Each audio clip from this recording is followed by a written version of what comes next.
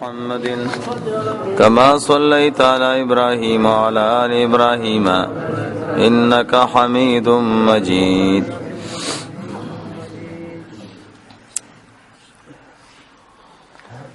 حضرت جریر رضی اللہ تعالی عنہ بدن روایت تے کہ یقیناً نبی علیہ الصلوۃ والسلام دتو فرمائل پا حجۃ الوداع کے دت نبی علیہ الصلوۃ والسلام فرمائل پا حجۃ الوداع کے خلق چپ کا خلق خاموش کا نبیہ حضور فرمائل زمان رستو کافران کے گئی ماں چھ باز لتاسونا سٹون دا بازو وحی دا حدیث لفظی ترجمہ دا حدیث وضاحت تا دے نبی علیہ الصلوۃ والسلام چکل حج کا وغیت حجۃ الوداع وی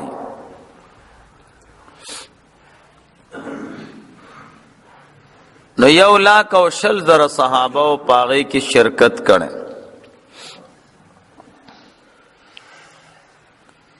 نبی علیہ الصلوۃ والسلام پا دغا موقع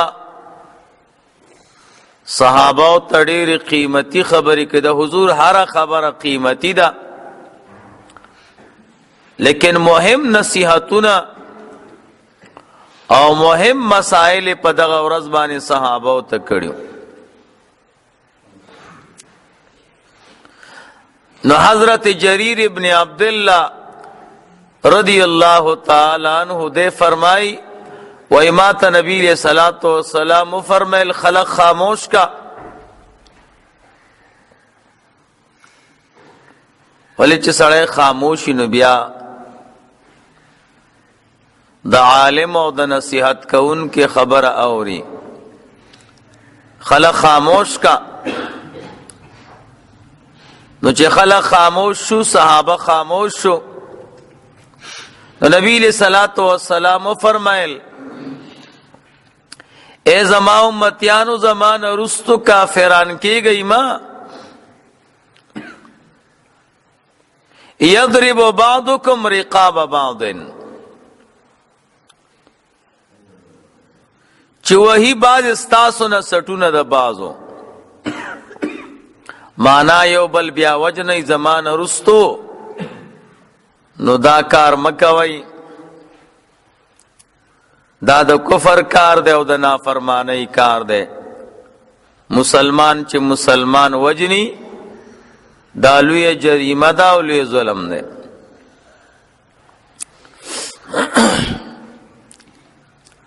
پدی حدیث کے منگا و تاسو تا دری خبری دی. یو خبر ادا کہ نبی علیہ الصلوۃ والسلام دے صحابی تو فرمائل خلق خاموش کا مانا خلق تو آیا چھ خاموش شی. نو علماء وی لکه سرنگی چھ پیغمبر تا دا امتیانو خاموش کی دل ضروری دی چھ دا پیغمبر خبر ووری دغه رنگ عام مسلمانانو باندې دا ضروری دی چې دا عالم خبره ته خاموش شي او په سوچ ورته وکی دی چې دا سوي چې هغه بیا زده کی او بیا خپل عمل کی راولي. نو که یو سړی خاموش نه شور کوي توجه بل طرف ته نو دے بیا دا عالم پا خبر نه پوئیگی. نو علماوی چه سنگ پیغمبر تا خاموش کېدل پکار دی د امت. نو علماء دا د انبیاء کرام وارثان دي. دوی تم دا مسئله دا چې عام خلق مسلمانان چې یو ځای کې یو عالم مسئله کوي د قرآن کریم آیت وای د رسول الله مبارک حدیث وای یا د دین بل مسئله کوي ناغی ته خاموش کېدل پکار دی چې ځان پې ښه پوهی کړي او بې عمل کې راولي.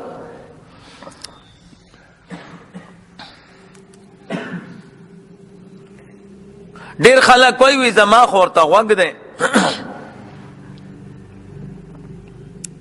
یو لوی عالم تیر شوی دی علی ابن المدینی، یو لوی محدث دی. د یو بل محدث ته یو خبره یاد کړه، سفیان ابن عیینه نوم دی.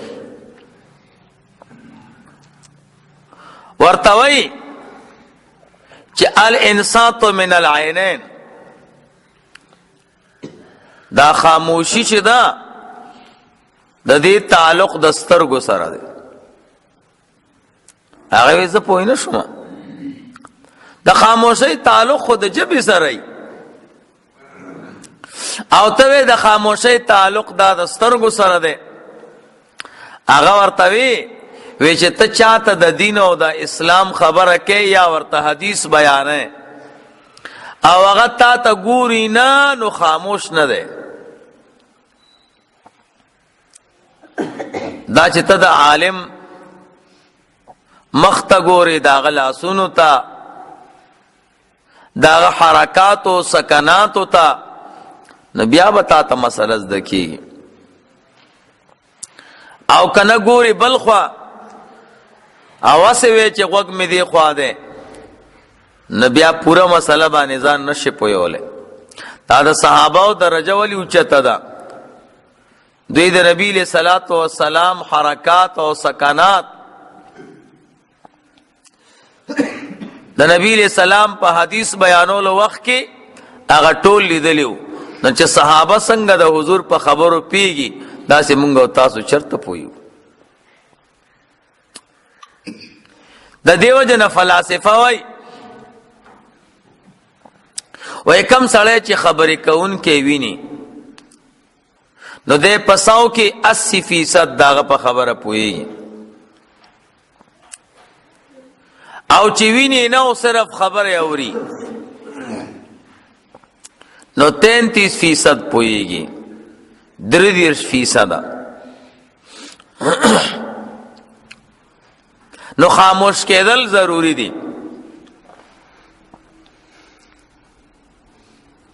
الله دې مونږ او تاسو بار بار حرمین شریفین ته بوزي. یو لوی سعادت ته د مدینه منورې نه 1000 کیلومتره اخوا یو قبیله اوسېده، بنی تمیم ورته وایي. اوس هغه ځای کې ریاض جوړ دی، ریاض د سعودي بادشاہ ته اوسېږي، دارالخلافه ده. هغه بنو تمیمونه یو ډله رااله د نبی علیہ الصلوۃ والسلام چې کله مکه مکرمه فتح کړه نو ډېر خلک مسلمانې ده. نو څوک به خپل کلی کې مسلمان شو نو د اسلام د احکامو د پاره او مدینه منورې ته راتلو. او چا به وی چې نه چې نبی علیہ الصلوۃ والسلام راته په خپل خوله مبارکه کلمه وای نو مسلمانېږم. دا بنو تمیم چې دی په خپل کلی کې مسلمانان شو، خود اسلام د زده کړې د پاره را روان شو. هغه پاکه زمانہ وا چې کلمه به وي د محبت او د مینې چینه به زړه کې را روان شي، بیا چرته یې ساري ده. 1000 کیلومتره فاصله چې په خپو باندې نو ډیره ګرانه ده. دی د ریاض نه را روان شو مدینه منورې ته، او دا سینې غلارم نه وي، شاړې او کند او کپرې د دې پورې چې دې کې به قافلې ورکېدي، داسې شاړې دي. څوک مدینه منورې ته تلي او مکې مکرمې ته نو په لاره کې ډېره شاړه راځي. ډیر په تکلیف باندې مدینه منوره ته ورسېد. غرمې ټیم دی. خپې مبارکه پړسېدلې دي او مخ مبارک باندې ګردونه پراته دي او ستړي ستومانه دی. وایي چې اوس خو مدینه منوره ته ورسېدو، نو اوس خو به د الله د نبی سره چې ملاقات وکړو، نو اوس خو انتظار ګران دی. اسلام خو یې روړی خو د اسلام د احکامو نه خو خبر نه و، د هغې دپاره راغلي. نو د غرمې ټیم و، نو نبي علیه صلات وسلام غرمه کې به اوده کېده، دې ته قیلوله وایي. نو نبی علیه السلام آرام کړی او بهر دی ودرېد او چغې شروع کړې، یا محمد اخرج الینا، اے محمد صلی الله علیه وسلم بار ته روزه. بنو تمیم ډېر لرې نه راغلي، نو رسول الله مبارک دوی آواز باندې راویښ شو او بیا رووته. حضور خو ډېر حلیم و، نو دې ته یې څه ونه وی. حضور ورسره کېناستېده، د قرآن کریم آیاتونه نازل شو. یا ایها الذین آمنوا لا تقدموا بین یدی الله ورسوله. مؤمنانو د الله او د الله د پیغمبر نه پهل مکوئ. زما محبوب ادو، نو تاسو به انتظار کړی وی که نه، نو چې هغه راوته وی نو ملاقات به مو سره کړی.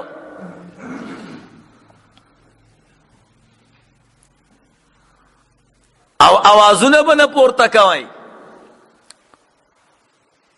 او داسې آواز به ورته نه کوئ چې یو بل ته کوئ. ادب حکم راغی. اوس هم دا آیت دا قید و جهان روضه مبارک سره بر لیکلی دی. یا ایها الذین آمنوا لا تقدموا بین یدی الله ورسوله تر اخره پورې. بہرحال د قرنګي حکم شاګرد ته هم دی، استاد ته باور نه رابای شروزه. د قرنګي عام مسلمانانو ته دا حکم دی. دا دین ټول په وقار را روان دی، دا په عزت را روان دی. څومره چې د وقار او عزت د دیندارو خلکو په زړه کې و، دومره به د الله کامیابی. او چې څومره د نظر کمزور نو دومره بیا سپکېږي او خرابېږي به. دا د وقار او د عزت چیز دی. بس امام اعظم ابو حنیفه رحمه الله جمعات کې ناستو، طالبانو ته سبق وی، کله به پاسېدو بیا به کېناستېدو، بیا به پاسېدو. شاګردان ورته صاحب تاسو ولې پاسېږئ؟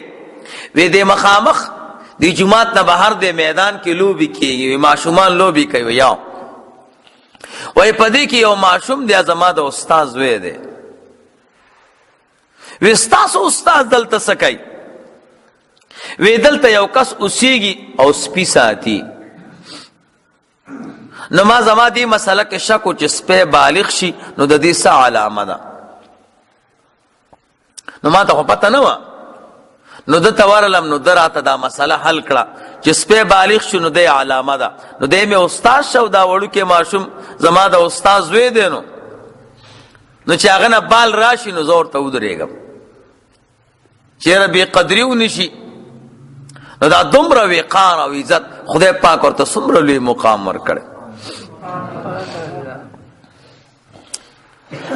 نو دقه رنګې وقار او عزت چې چا کې و نو الله یې کامیابی، او چې نه کار خراب و کمزوری نظر والا نو بیا هغه ته الله پاک قدر نه ورکوي. ته چې یو عالم ته یو نیک سړي ته نظر کې، د کلیوال په نظر به ورته نه ګورې، د عام انسان په نظر به نه ګورې. دا به وی چې خدای دا ستا د پاک دین قدر کو.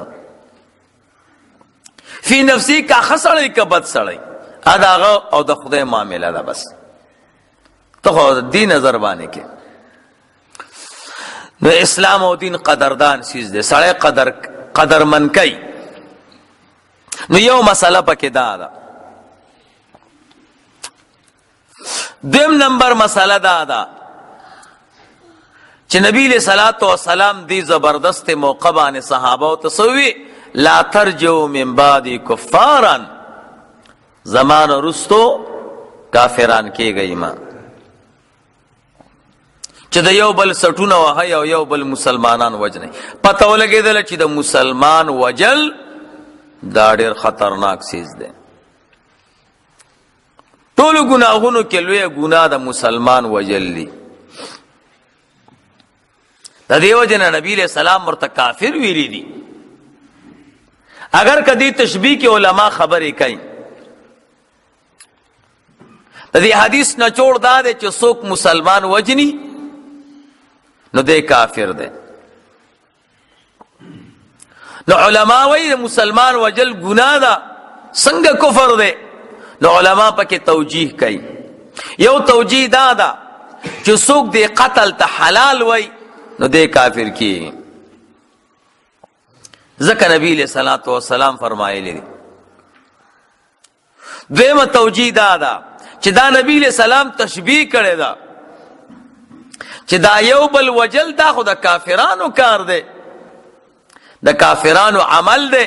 نو تاسو د کافرانو عمل مکوئ چې مسلمانان وجنئ.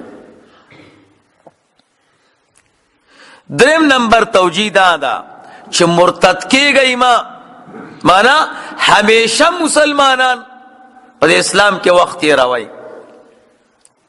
اولی که کافر شوی نو یو بل به وجنئ. بیا څلورمه توجیه دا ده چې دلته کافر نه مراد کفران د نعمت ته. ای زما امتیانو، الله درته ښایسته نعمت درکړی چې اسلام دی، د دې ناشکري مه کوئ چې بیا یو بل وجنئ. د یو مسلمان بل مسلمان وجل دا د اسلام د نعمت ناشکري ده. ګوره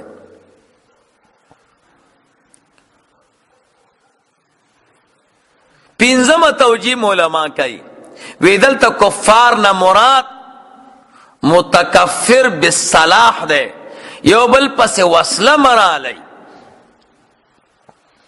یو بل سره جګړه شي، وصله ټوپک تماچا چړې دا سيزونه اور پسې مرالی او سا مسلمان رور ده.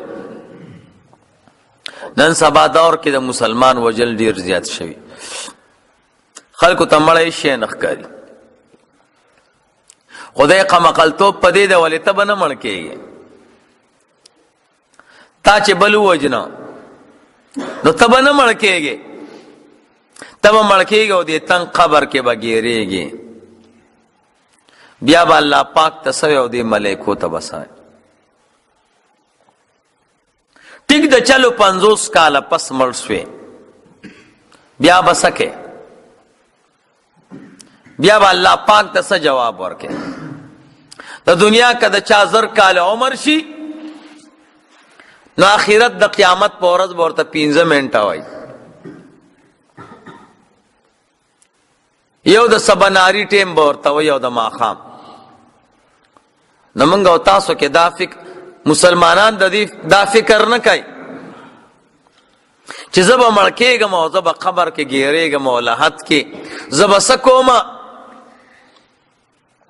بل وجنې نو ته به نه مړ کېږي.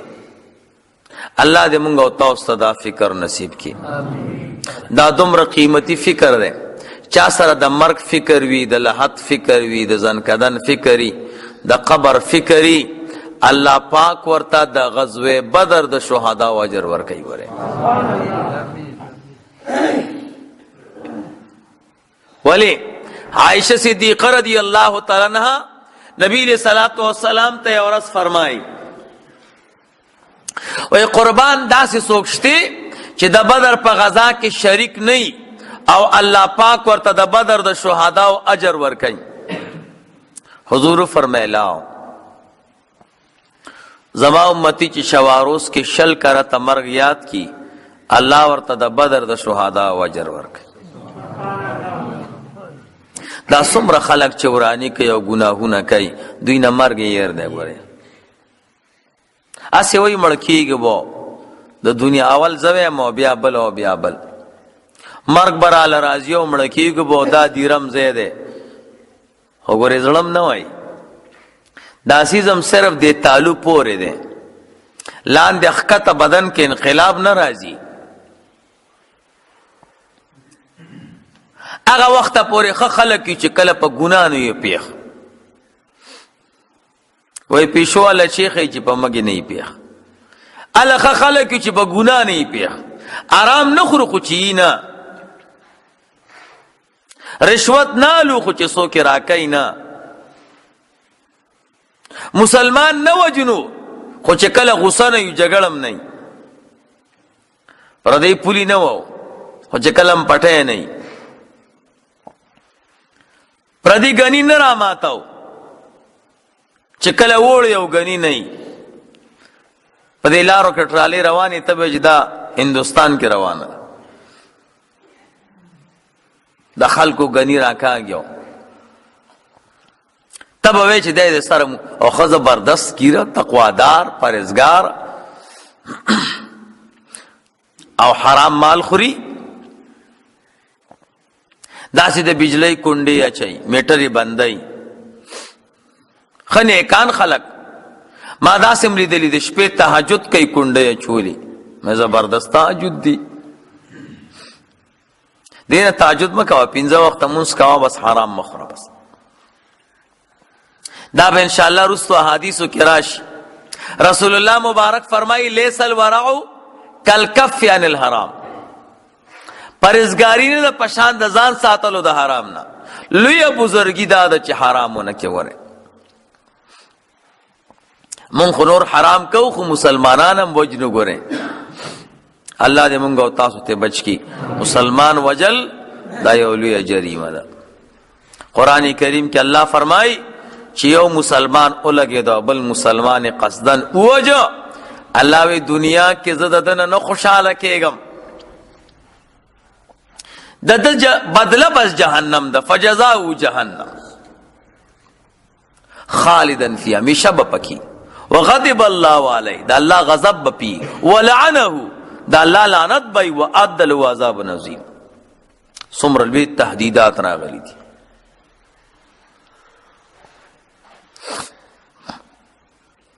نو چې یو مسلمان بل مسلمان وجني الله وی وجني بینا او که وجني نو په خطا به ته لګي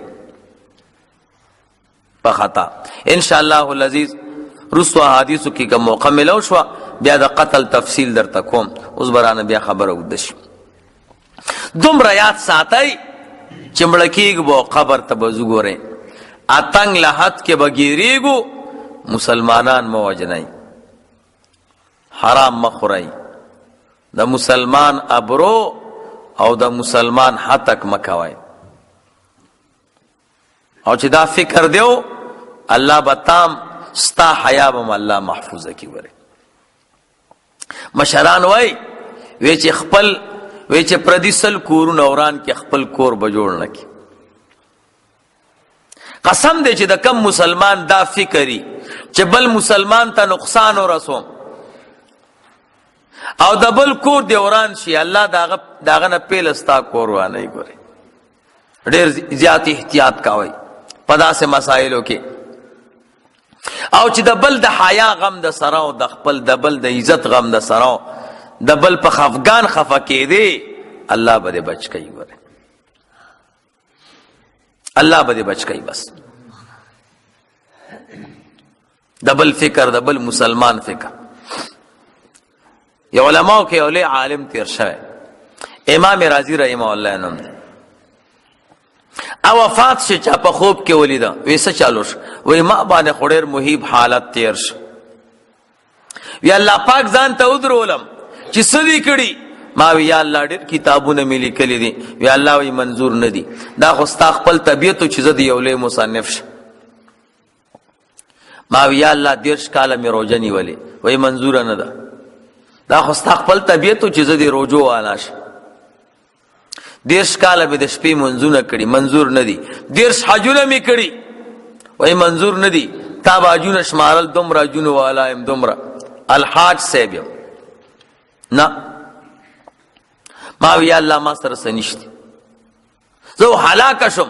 الله پاک راته فرمایل تا یو ورځ کتاب لیکا او استاد دې قلم په سوکه صحیح پرتاوا او مچ راغی، تا فکر وکړه چې یا الله دا خو ستا یو مخلوق دی، دی به تګی ګرمي ده بس پرېږده زه دا پنتې اوچتوم نه چې دی ښه سیراب شي نو بیا به روان شي. تا دا پن ادرو چې زما هغه مخلوق مچ هغه سیراب شو نو بیا تا روان، ما په دې یو مچ وبخلي. دې سره متصل علما یو بله واقع ذکر کوي. و یو سړی و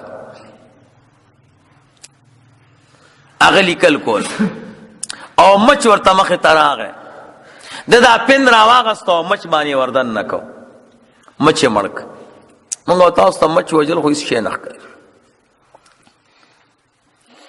وی دغه سړی چې د کله لیکلو نه فارغ شو نو جومات ته راغی، تقوادار سړی نو د اشراق مونځ یې کو د غرمې. نو په دې کلي کې چا سړی ووجه، خلکو منډې را منډې والې نو دی په جومات کې ښه وی سړی دې مو وجه او اوس په مونځه مودرېدې. دی سره د مونځ یې اوچت کو بویتلو او پانسیګاړ باندې ودرو چې همدا دی بل سکونه نو. دی آواز کې ای زما ربا تا ته خو پته ده چې ما دا سړی نه دی وجلی، نن زه پانسی کېږم، خدایه په څه کې مې پانسی کې. وی غیبانه آواز ورته راغی، هغه مچ مقابله کې د پانسی کوم چې ودی وجو. تا زما مخلوق ته سپک وکتو، ته دا مچ دی نو خالق نه لري. نو داسې د خدای مخلوق ته د قدر او د احترام په نظر ګورئ، الله به درته قدر درکوي. او که سپک ورته ګورئ نو ګورئ مونږ او تاسو به ګورئ بیا سپک شو. الله دې مونږ او تاسو ټول قدردان وګرځوي. درود شریف وایي اللهم صل علی